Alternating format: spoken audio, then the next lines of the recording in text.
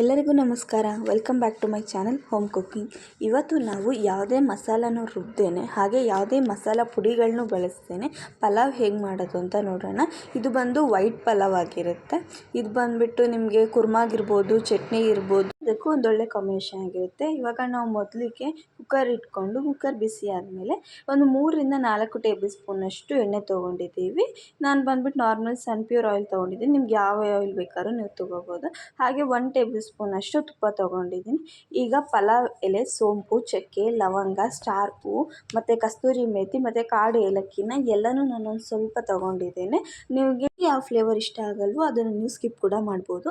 ಹಾಗೆ ಇಲ್ಲಿ ನಾನು ಒಂದು ಈರುಳ್ಳಿನ ತೊಗೊಂಡಿದ್ದೀನಿ. ಒಂದು ಈರುಳ್ಳಿನ ತೊಗೊಂಡು ಇದು ಸ್ವಲ್ಪ ಬಣ್ಣ ಬದಲಾಗೋವರೆಗೂ ಈರುಳ್ಳಿನ ಚೆನ್ನಾಗಿ ಫ್ರೈ ಮಾಡ್ಕೋಬೇಕು.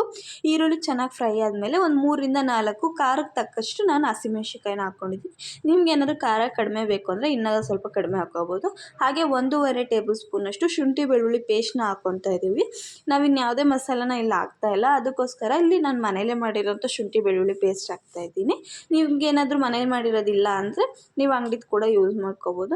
ಹಾಗೆ ಹಾಕಿ ಅದನ್ನು ಕೂಡ ಚೆನ್ನಾಗಿ ಫ್ರೈ ಆದಮೇಲೆ ಇಲ್ಲಿ ನಾನು ಮಿಕ್ಸ್ ವೆಜಿಟೇಬಲ್ಸ್ನ ತೊಗೊಂಡಿದ್ದೀನಿ. ನಾನು ಕ್ಯಾರೆಟು ಮತ್ತು ಬೀನ್ಸು, ಆಲೂಗೆಡ್ಡೆ ತೊಗೊಂಡಿದ್ದೀನಿ. ನಿಮ್ಗೆ ಇದರಲ್ಲಿ ಯಾವುದು ಇರಲ್ಲ ಅದನ್ನು ಸ್ಕಿಪ್ ಕೂಡ ಮಾಡ್ಕೋಬೋದು. ಇಲ್ಲಾಂದರೆ ಇದ್ರ ಬದಲು ಹೂಕೋಸು, ನವಿಲುಕೋಸು ಇದನ್ನು ಕೂಡ ಹಾಕ್ಕೋಬೋದು. ಎಲ್ಲ ತರಕಾರಿನೂ ಹಾಕ್ಬಿಟ್ಟು ಚೆನ್ನಾಗಿ ಫ್ರೈ ಮಾಡಿಕೊಂಡು ಈಗ ಒಂದು ಟೊಮೆಟೊನ ಹಾಕ್ಕೋಬೇಕು. ಒಂದು ಟೊಮೆಟೊ ಹಾಕ್ಕೊಂಡು ಅದು ಟೊಮೆಟೊ ಸಾಫ್ಟ್ ಆಗೋವರೆಗೂ ಚೆನ್ನಾಗಿ ಫ್ರೈ ಮಾಡ್ಕೋಬೇಕು. ಟೊಮೆಟೊ ಎಲ್ಲ ಚೆನ್ನಾಗಿ ಸಾಫ್ಟ್ ಆದಮೇಲೆ ಇವಾಗ ಒಂದು ಅರ್ಧ ಕಪ್ಪಷ್ಟು ಫ್ರೋಝನ್ ಬಟಾಣಿನ ನಾನು ತೊಗೊಂಡಿದ್ದೀನಿ. ನಿಮ್ಮ ಹತ್ರ ಇಲ್ಲ ಅಂದರೆ ನೀವು ಸ್ಕಿಪ್ ಕೂಡ ಮಾಡ್ಕೋಬೋದು. ಇಲ್ಲಾಂದರೆ ನೆನೆಸಿಟ್ಟು ಕೂಡ ಬಟಾಣಿನ ನೀವು ಹಾಕ್ಕೋಬೋದು. ಹಾಗೆ ಒಂದು 1/4 ಕಪ್ಪಷ್ಟು ಕ್ಯಾಪ್ಸಿಕಮ್, ಇದು ಕೂಡ ಅಷ್ಟೇ, ನಿಮ್ಗೆ ಬೇಡ ಅಂದರೆ ಸ್ಕಿಪ್ ಮಾಡ್ಕೋಬಹುದು. ಹಾಗೆ ಇದೆಲ್ಲ ತರಕಾರಿ ಎಲ್ಲ ಚೆನ್ನಾಗಿ ಫ್ರೈ ಆದಮೇಲೆ ಇಲ್ಲಿ ನಾವು 1 ಗ್ಲಾಸಷ್ಟು ಅಕ್ಕಿನ ತೊಗೊಂಡಿದ್ದೀವಿ. Normal Sona Masuri rice. ನಿಮಗೆ ಮನೇಲಿರೋ ಡಿಪೋ ಅಕ್ಕಿ ಕೂಡ ನೀವು ಯೂಸ್ ಮಾಡ್ಕೋಬೋದು. ನಿಮ್ಮ ಹತ್ರ ಯಾವ ರೈಸ್ ಇದೆ ಅದರಲ್ಲಿ ಯೂಸ್ ಮಾಡಿಕೊಂಡು ನಾನು 1 ಗ್ಲಾಸ್ ರೈಸ್ಗೆ 2 ಗ್ಲಾಸಷ್ಟು ನೀರನ್ನ ಹಾಕ್ಕೊಂಡಿದ್ದೀನಿ. ನಾನಿಲ್ಲಿ ಬಿಸಿನೀರನ್ನ ಯೂಸ್ ಮಾಡ್ಕೊಂಡಿದ್ದೀನಿ, ಬೇಗ ಆಗುತ್ತೆ ಅಂತ ಅಷ್ಟೇ.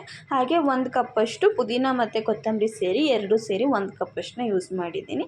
ಎಲ್ಲ ಹಾಕಿ ನೀರು ಚೆನ್ನಾಗಿ ಕುದ್ದ ಮೇಲೆ, ಆಲ್ರೆಡಿ ನೀರು ಬಿಸಿ ಆಗಿರೋದೆ, ಇವಾಗ ಒಂದು ಸ್ವಲ್ಪ ಕುದ್ರೆ ಸಾಕು. ನೀರು ಚೆನ್ನಾಗಿ ಕುದಿದ್ಮೇಲೆ 1 ಗ್ಲಾಸ್ ನಾವೇನು ರೈಸ್ನ ನೆನೆಸಿಟ್ಕೊಂಡಿದ್ದೀವಿ ಅದನ್ನು ಇದಕ್ಕೆ ಹಾಕ್ಕೊಂಡು ಚೆನ್ನಾಗಿ ಮಿಕ್ಸ್ ಮಾಡಿಕೊಂಡು ಇವಾಗ ಒಂದು ಕುದಿ ಬರಬೇಕು. ಯಾವಾಗಲೂ ರೈಸ್ ಹಾಕಿದ್ಮೇಲೆ ಒಂದು ಕುದಿ ಬಂದಮೇಲೆ ಪ್ರೆಷರ್ ಕುಕ್ಕರ್ನ ಕ್ಲೋಸ್ ಮಾಡಿ.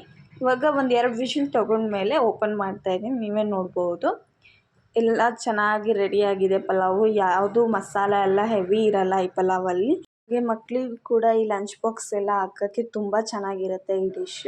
ಹಾಗೆ ನಿಮಗೆ ಡಿನ್ನರ್ ರೆಸಿಪಿಗೂ ಕೂಡ ತಟ್ಟಂತ ಏನಾದರೂ ಆಗಬೇಕು ಅಂದರೆ ಇದನ್ನು ನೀವು ಈ ರೆಸಿಪಿನ ಟ್ರೈ ಮಾಡ್ಬೋದು. ಹಾಗೆ ನಿಮ್ಗೆ ಏನಾದ್ರು ಈ ರೆಸಿಪಿ ಇಷ್ಟ ಆಗಿದ್ದರೆ ದಯವಿಟ್ಟು ಚಾನಲ್ನ ಸಬ್ಸ್ಕ್ರೈಬ್ ಮಾಡಿ. ನಿಮ್ಗೆ ಯಾವುದಾದ್ರೂ ಬೇರೆ ರೆಸಿಪಿ ಬೇಕಿದ್ದರೂ ದಯವಿಟ್ಟು ಕಮೆಂಟ್ ಬಾಕ್ಸಲ್ಲಿ ತಿಳಿಸಿ. ಹಾಗೆ ಈ ರೆಸಿಪಿ ಏನಾದ್ರು ಇಷ್ಟ ದಯವಿಟ್ಟು ಒಂದು ಲೈಕ್ ಕೊಡಿ. Thank you for watching.